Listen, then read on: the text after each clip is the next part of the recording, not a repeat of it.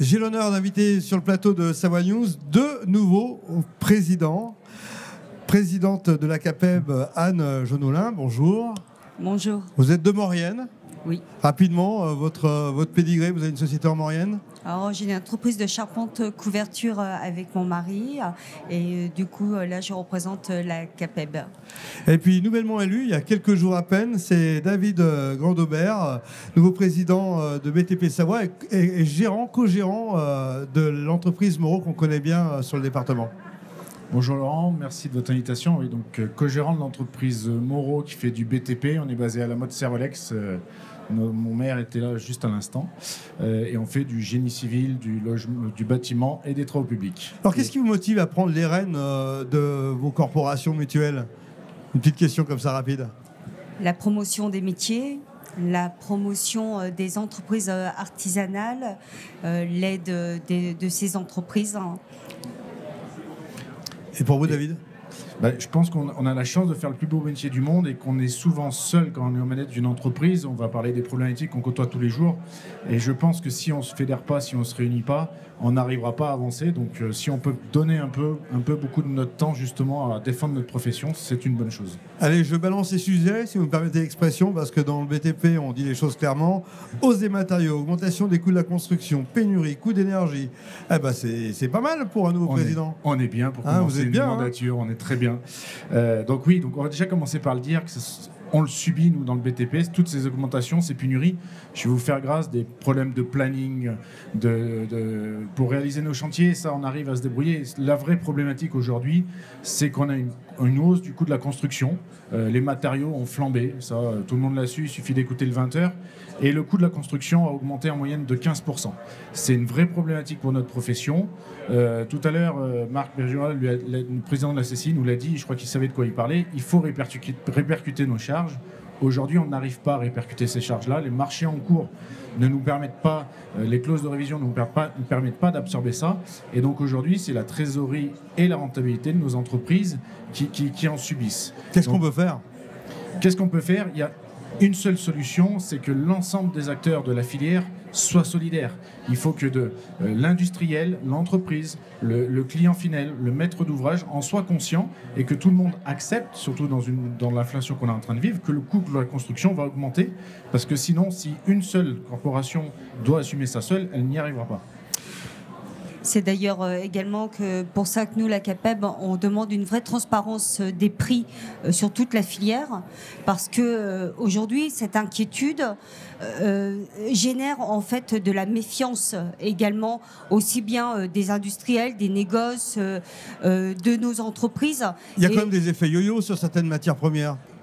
Alors, il y a certaines matières premières, effectivement, qui sont impactées par des niveaux de bourse. Il y a des matières comme le bois qui a été pris d'assaut à une époque par le Canada, par la Chine. Et donc, forcément... Il y a des effets yo-yo qu'en plus, nous, à notre niveau, on ne maîtrise pas. J'en parlais avec des entreprises de chez nous. On est devenus des traders parce que maintenant, nos chantiers, on est beaucoup consommateurs d'acier, par exemple. On est en train d'anticiper à savoir quand est-ce qu'on va devoir acheter l'acier, quand est-ce qu'on va devoir anticiper ça, faire du stock. Et donc, du coup, on devient des traders, ce qui n'est pas notre métier. Deuxième sujet qu'on voulait aborder ensemble, c'est la REP. Et là, je me retourne vers vous, la CAPEB. En quoi consiste la REP pour le grand public? C'est important d'y revenir. Et ça va avoir des impacts directs pour les professionnels et aussi pour les propriétaires. Alors, la REP est la responsabilité élargie des producteurs, mais qui existe déjà depuis très longtemps, hein, puisque quand vous prenez, vous achetez un appareil électroménager, vous avez une ligne qui est une éco-contribution. Et là, ça surgit dans le bâtiment. Et là, du coup, c'est élargi aux produits de matériaux et de construction du bâtiment. Et en moyenne, il faut compter au bout du bout entre 1,5 à 6% d'augmentation en finalité. Et sur une surcharge, si on ramène ça en plus à l'inflation, puisque cette réglementation est demandée au 1er janvier 2023, ça ne va pas être tenable ni pour les ménages. Et c'est pour ça qu'on demande un report au minima au 1er janvier 2024. On parle de la rénovation énergétique, la zone à faible émission. Là aussi, il y a un planning serré. Et entre autres, c'est les véhicules qui doivent devenir écologiques. Est-ce qu'on va pouvoir s'adapter à ça au niveau de notre territoire où un jour on est en urbain, le lendemain on est à la montagne et on traverse l'avant-pays savoyard ? Alors, si on doit parler concrètement, il faut savoir que la zone de faible émission, en fait, Chambéry, donc va être impacté pour 31 décembre 2024. Ça voudra dire qu'il faudra que Chambéry sera réservé uniquement aux véhicules les moins polluants. Aujourd'hui, nous n'avons pas le parc nécessaire, aussi bien en termes de variété de véhicules, aussi bien utilitaires que poids lourds, etc., dans nos entreprises du BTP. Et ça va impacter même les commerçants du centre de Chambéry. Ils n'auront plus de livraison. Nous, artisans, on ne pourra plus venir faire les travaux. Donc, entre ça, si on passe sur des véhicules électriques, quid du nombre de bornes de recharge nécessaires? Vous voulez dire qu'on n'est pas prêt? Et c'est d'ailleurs pour ça qu'on demande aussi un report. On n'est pas prêt, alors qu'on soit d'accord, on n'est pas contre. On n'est pas contre, on sait qu'on doit y aller. Je pense que nos professions évoluent toujours dans ce domaine-là, donc on est pour le développement durable, il n'y a aucun problème, c'est aussi comme ça, c'est aussi une source d'avenir pour nous. Sauf qu'il faut être conscient qu'on ne pourra pas être prêt pour ce planning-là. L'offre, ce qui est le plus grave, c'est que déjà, au-delà des moyens de changer notre parc, on n'arrivera pas à le faire en une seule fois. Vous l'avez bien dit tout à l'heure, le parc, il faut qu'on l'adapte aussi pour l'ensemble du département. Et surtout, l'offre n'est pas présente. Donc, ça sera impossible de changer notre parc pour la date qui est demandée. Et c'est là qu'il faut qu'on soit tous conscients de ça. On est en train de parler de la pénurie des matières premières. Aujourd'hui, commander un camion, en plus avec les nouvelles technologies, on ne l'aura même pas à temps pour la mise en place du ZFE. À vous écouter, l'avenir du bâtiment est un peu incertain, rassurez-nous quand même. Non, il n'est pas incertain. On a la chance d'avoir un département dynamique. On a parlé de choses exceptionnelles tout à l'heure.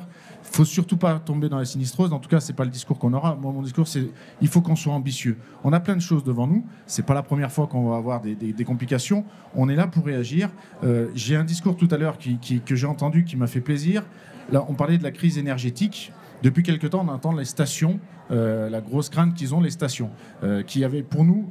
Ce qui nous a une grosse inquiétude pour nous, 51% du PIB en Savoie est fait en montagne. On est impacté directement sur nos futurs chantiers. Et si demain, les stations ne font pas une bonne saison, on sait que les investissements ne seront pas en rendez-vous 2023. Fabrice Pencook et Jean Bock nous ont rassurés. Ils sont enthousiastes. Nous allons faire un hiver exceptionnel. Et donc, du coup, je les invite à vraiment profiter de cet hiver-là et surtout, dès maintenant, que leur service travaille sur les investissements pour 2023 pour qu'on puisse repartir. David Gondobert, vous parliez d'ambition. Il y a un projet ambitieux qui nous tient à cœur depuis déjà quelques années et pour quelques décennies sans doute. C'est le Lyon-Turin. Alors, on dit beaucoup de choses sur le Lyon-Turin. Il ne passera peut-être pas par Chambéry, etc. Ça, c'est les dernières nouvelles. Alors, on ne va pas venir sur la politique, mais on va surtout venir sur le fait que ça peut faire travailler tout le monde. Et vous aimeriez bien, l'un comme l'autre, que ça fasse travailler les Savoyards, les entreprises savoyardes. Je vais juste faire un zoom sur la profession. L'aspect politique, je vais le laisser à des personnes qui sont bien plus compétentes que moi. Vous l'avez dit, on a la chance en Savoie d'avoir ce chantier, le Lyon-Turin, qui nous donne de la visibilité sur encore plus d'une décennie. C'est une formidable chance. Sauf qu'aujourd'hui, on est en train de se rendre compte dans la profession que cette chance, elle n'est qu'en façade. Aujourd'hui, il faut que ce chantier retombe dans nos entreprises locales, dans le tissu économique local. Et on voit bien que des chantiers d'envergure comme ça sont traités sur des macro-lots et qu'aujourd'hui, nos entreprises locales, je pense que tu seras d'accord avec moi, on n'arrive pas à avoir accès à ces chantiers-là. Si les instances du Lyon-Turin et les élus locaux n'en prennent pas conscience maintenant, on est en train de passer à côté d'une chance exceptionnelle pour notre département. Autre problème, c'est qu'on aspire un peu nos salariés avec le Lyon-Turin. Il y a quand même plein de chantiers, alors comment faire ? Eh ben, comment faire ? Il faut répartir, il faut que le tissu local en profite. Aujourd'hui, on en a parlé, l'emploi. On a une pénurie, on estime à 2500 le nombre d'emplois qui nous manque dans le BTP. Je ne parle pas du Lyon-Turin. Si on rajoute le Lyon-Turin, c'est vraiment un vrai problème. Et donc aujourd'hui, il faut impérativement que le tissu local, ce chantier, se draine dans le tissu local et que tout le monde y ait accès. Alors ces métiers doivent évoluer en termes d'image parce qu'on dit le BTP c'est un peu dur. Anne, c'est pas ce qui ressort un petit peu. C'est peut-être aussi pour ça qu'on a du mal à recruter. Alors, le gouvernement a mis en place des aides qui, quand vous voyez le courbe de l'apprentissage ces derniers temps, a flambé. Alors maintenant, ce qui, j'espère, on ne va pas se tromper, étant donné que France Compétences, qui gère tout ça, est déficitaire. La seule crainte qu'on ait, c'est qu'ils réduisent tout de même les aides des coûts des apprentis. Et que derrière ça, les CFA ne puissent plus non plus réinvestir dans les formations. Un dernier mot ? Un dernier mot sur le... Il ne faut pas dire que le métier du bâtiment est dur. Tu l'as dit, Laurent, et je pense que c'est un raccourci qu'il ne faut plus faire. C'est l'image qu'on peut en avoir tout à quand on fait, est jeune. j'en suis d'accord. Et c'est pour ça que une des premières ambitions sur le mandat qu'on a depuis que j'ai été élu, c'est de redorer l'image de la profession.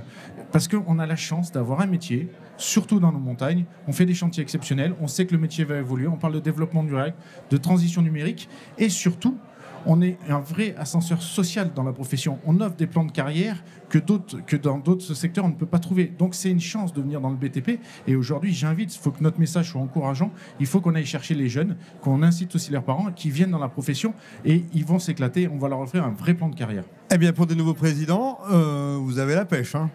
On y croit. Merci en tout cas de votre présence. Et Dieu sait que le bâtiment est important sur notre territoire. On aura l'occasion d'en reparler sur Savoie News. À très bientôt. Bonne rentrée à vous deux. Merci Laurent. Merci.